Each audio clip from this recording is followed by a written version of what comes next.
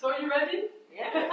Show of hands, who has ever done a psychometric test or any personality test like Cosmo or anything? Great.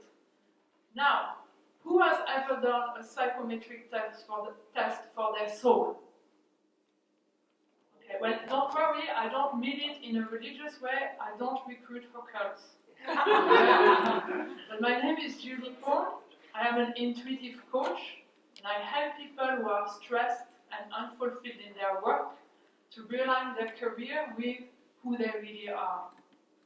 And I did one of these tests for the soul a couple of years ago, and what it's taught me about myself has turned my life around. Actually, it turned it back the way it was supposed to be in the first place. But the journey taught me, well, gave me a perspective on life and work that I want to share with you. It starts with horses. I have a love for horses. I got that from my mom. And I've always been told horses could only ever be a hobby, never a job. You know, my dad would say, you can do anything you want in life except work with horses. Yeah, well, I bet you know where this is coming, right? So, I was a good girl, so I kept on studying law, like I was meant to, because I was going to be a lawyer of some sort, and I could finance my expensive hobby. Until eventually, the thought of doing something boring as hell for 5 days a week, in order to maybe do something I love for 2 days a week, struck me as dumb. So I ditched university, pissed off my parents, and off I went, worked with horses.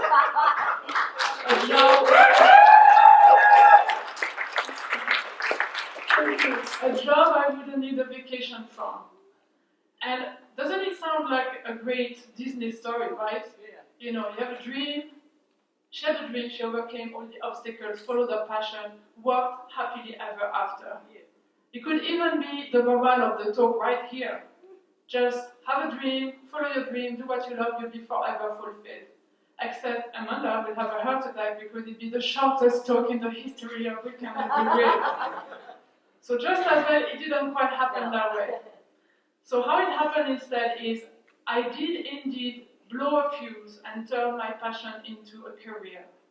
But plot twist, I didn't feel 100% fulfilled in it.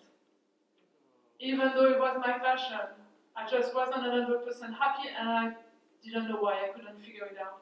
And there were some consequences to it, and maybe some of you might relate to some of them.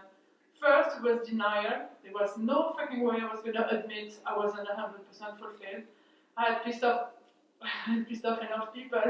And I was too proud, you know, and my friend thought it was cool, so they were seeing me as a success for doing that, so I couldn't admit it.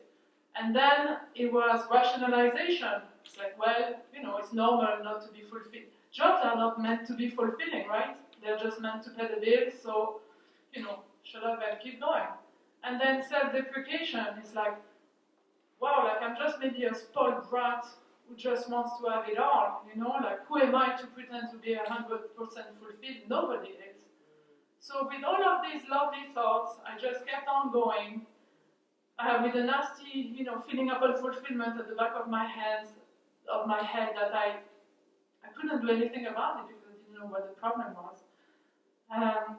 But eventually, you know, I did change career, and this one was sparked by a chronic health condition, and the quest to find solutions to help me out steered me onto a path of health and wellness. So, massage, reflexology, Reiki, aromatherapy, theta healing, angel healing, crystal healing, IET, Psyche, heart math, you name it. Anything I thought could remotely help me get better, I would try. So I didn't proceed to practice everything I trained on, thank God, but everything that helped me, I based a career on. So I moved on to a career with that, and I liked it. So it was still a heartfelt career. Yet I still wasn't 100% fulfilled. And not in the career, and quite frankly, not in my life either. My health wasn't flourishing, neither was my bank account, and don't even get me started on relationships. So until eventually I stumbled upon this psychometric test for the soul. Well, in fairness, it's much more psychic than psychometric, but doesn't really matter. I'm a course junkie, like I've mentioned. So I got really interested into that very peculiar way of finding out who we are as energy beings having a physical experience and how to integrate in our lives all of the gifts and qualities that we intrinsically have. So I went on and studied this practice, and of course, since I was studying it, I got my own soul dissected so we could find out who I was at soul level.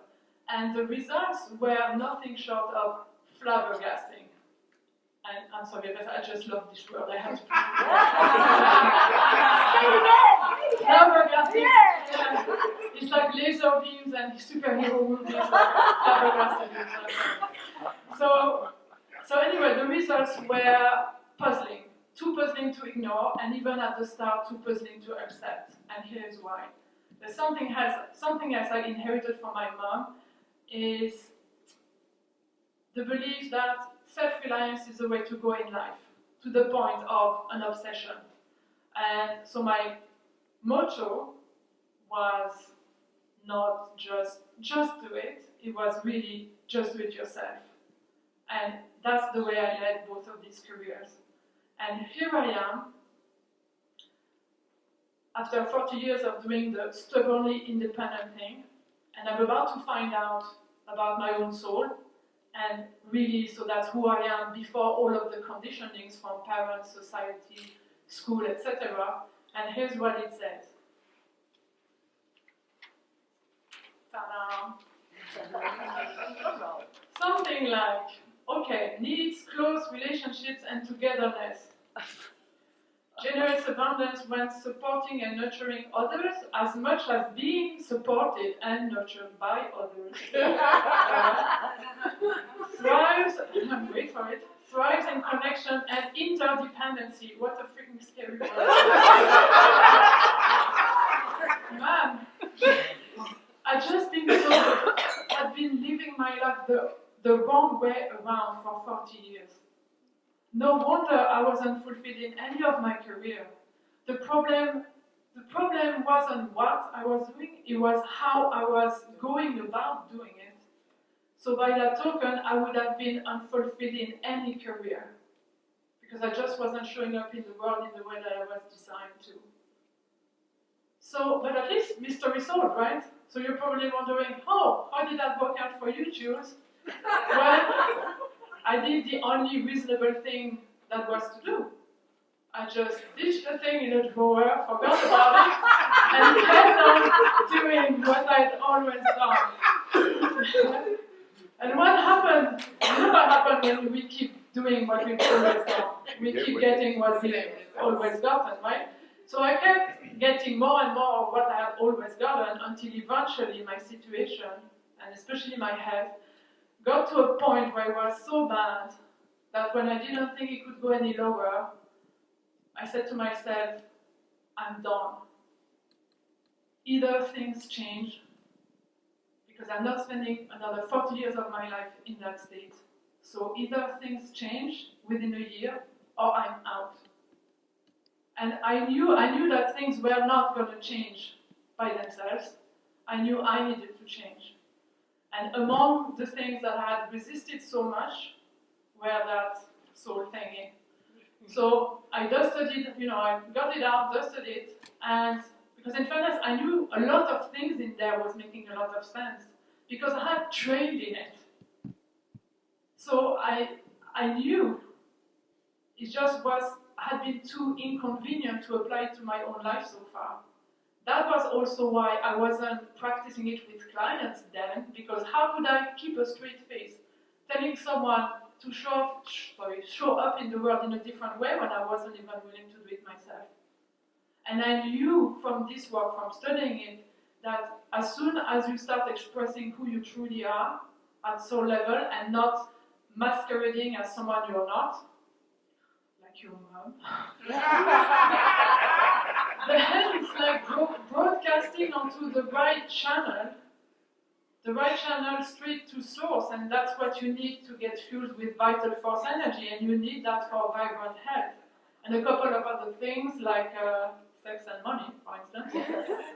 So, and I had repressed all of this. I had repressed my soul gifts. I had been totally misaligned for decades, so I had also had been cut off from the most potent source of vital force energy, hence my never improving health, and a couple of other issues about the other topics I mentioned.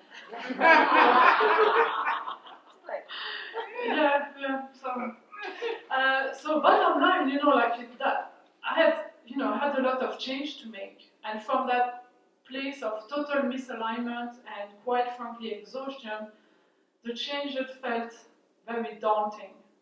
But the funny thing is, as soon as I started and committed to try, I realized that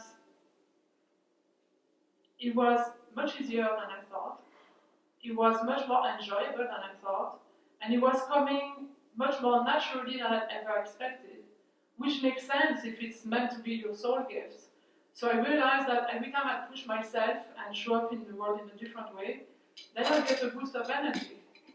So slowly but surely, as I got more confident into my new patterns of behavior, I started to get my energy back.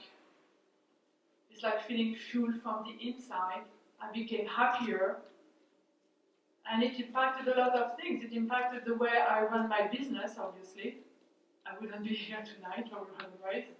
And the quality of my relationships drastically changed. And God, life is so much more fun that way. The best way I could describe it is like finding the path of least resistance. It's like the right channel of communication. It's like when you communicate your inner world in the right way, the outer world responds the right way. The way, when people say, oh, the universe has got your back. Well, I guarantee you, it only got your back when you're taking responsibility and showing up in it in the right way, in the way that you're designed to. When you don't, it trips you up. And it's not bad, it's just neutral, because it's just information.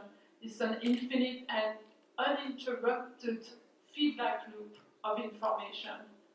So whenever we broadcast the right way in it, when we broadcast our information in the right way, the way that's congruent to us, then we get a response that's supportive of us. That's, my friend, is how we create our reality, coming from the girl who hadn't done it for 40 years.